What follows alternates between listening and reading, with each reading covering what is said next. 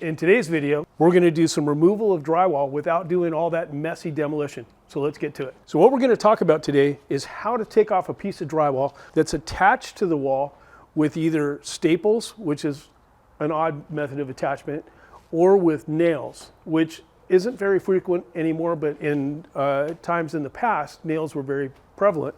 Nails and staples are really difficult to get out of drywall, especially while it's attached to the wall. So what you find folks doing is that they break through the drywall and they just tear it apart, and it just creates a giant mess of gypsum and dust in the air and all that.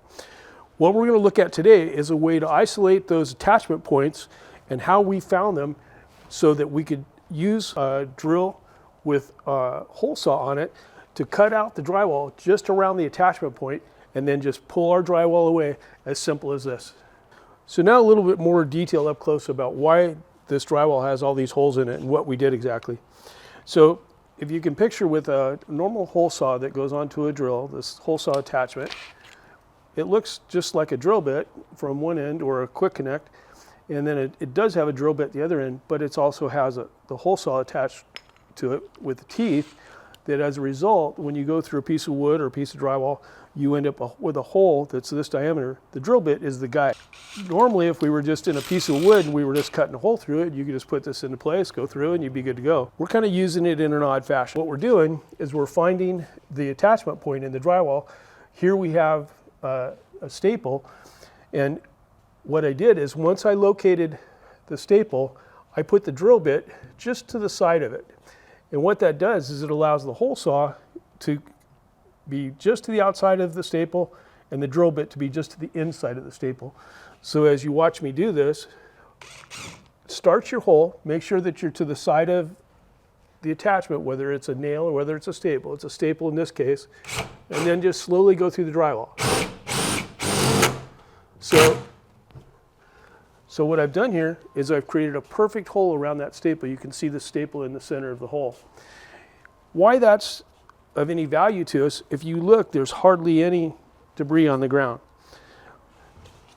Once I've done this to all these, it created that much debris on the ground. That allows me to take this piece of drywall and pull it away that easily.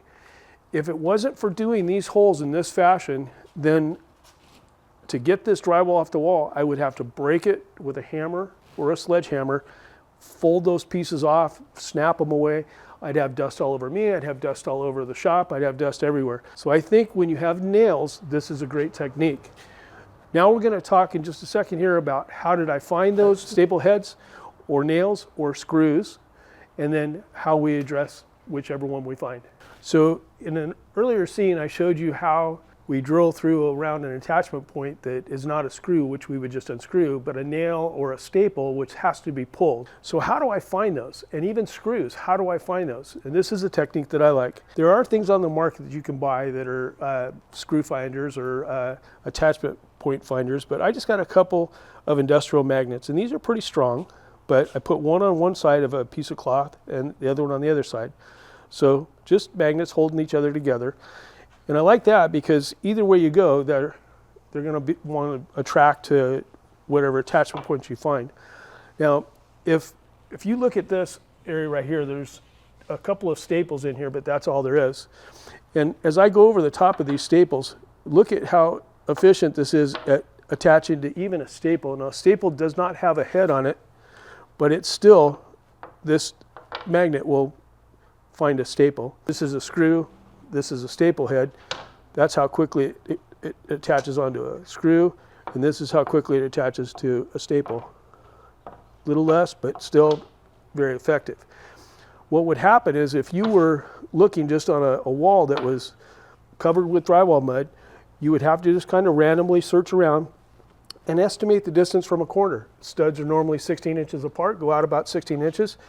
If you're not finding it at 16 inches, the stud is not going to be farther out, it's going to be closer to the wall, right? So it'd move over. But the way I would do it is go out 16 inches and just go back and forth. You see how quickly that happened. Of course, I can see it, but once you have found it, now all you have to do is go down the wall very slowly, let that magnet swing back and forth, and as soon as you pass something that's an attachment point, it's going to attach to it. Each time I pass, right where that magnet attached, I put a dot. And you ask me, what's dot for? Well, that's where I'm going to dig out and see what that is. Is it a nail? Is it a screw? In this case, I can see my attachments. If you look at this, the center of this stud, if I went down, when they attach drywall to a wall, they usually put those attachments right in the center, right? So what's going to happen if I take my utility knife and I run it right down the center of that stud to split my available lumber in half? I'm going to hit those attachment points, right? So this is a great way to go down that stud and find all of those attachments and to get rid of those before I dull my utility knife or my multi-tool. So for my staples or for my nails, I'm going to be using my hole saw to remove that so that the drywall pops right off. Much easier are my Phillips screws, because once I find that that's a screw and I've dug it out a little bit, all I need is my Phillips bit on my drill to remove. So we're going to hope that we have all screws, but if we don't, we have a solution for our nails and for our staples. So now I've got 2 staples here and I've got 2 screws that I'm going to take out. So real quick, I'm going to lay my drill bit just underneath the staple.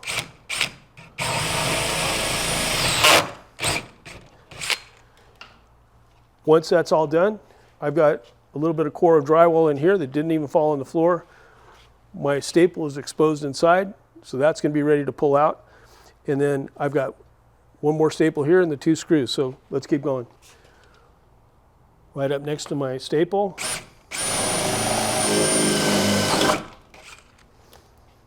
So I've gotten rid of the connection point to the staples. Now I've just got a couple of drywall screws. So we all know that those are just Phillips screws. The key is that once you've gone through the drywall mud that's on top of this, you're going to have to fish around a little bit to find the correct position of that head. It's really not that hard. Sounds like it's a little tougher than it is, but you just roll it around and you're gonna find it's just like me not looking at it and trying to unscrew it. It's totally doable. The upside to what we've talked about doing here, though, is that I've removed all the obstacles that are in that line that I've got to make the cut on. So I do have these 2 staples in. How am I going to get those out? Let me show you a great method for doing that. Whether this is a staple or whether it's a nail, in this case a staple, so I'm just going to get one of this pry bar's tips caught in the staple. And notice that I don't pull, I pull down where there's backing behind the drywall from the stud that's behind it. I don't do it this way because as I come off of that stud, I'm going to put another hole right here, guaranteed. So make sure that you pull in line with the stud. And as I do that, I got a tough staple. Same thing with this one. So here's a no problem. 1/2 of this staple is pulled out. So how am I going to get to that one? These are side cutters for wire, and I'm just going to close them to the point where they're touching. I don't put any pressure because I'll just cut it off. Close them to the point where they're touching, and then I twist it, turn it sideways, and that will pull that staple out.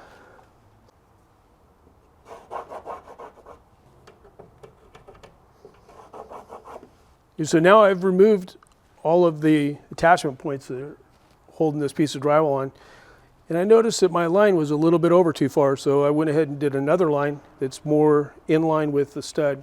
I'm going to use a multi-tool. I really like the multi-tool for cutting drywall, because it just does a real nice clean job, doesn't throw out a lot of extra dust, and it doesn't penetrate really far so that you run the risk of damaging your Romex or going through a piece of ABS pipe behind it.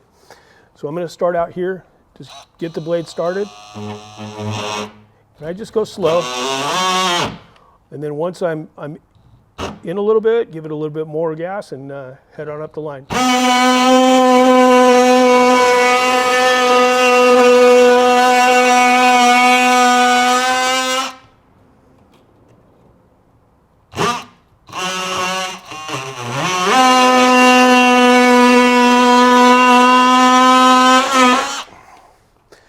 So this time I'm just going to go through this real quick. I'm not going to stop. I'm going to let you see how quickly I can take out all the attachment points. You hear 6 in this little 2-foot section.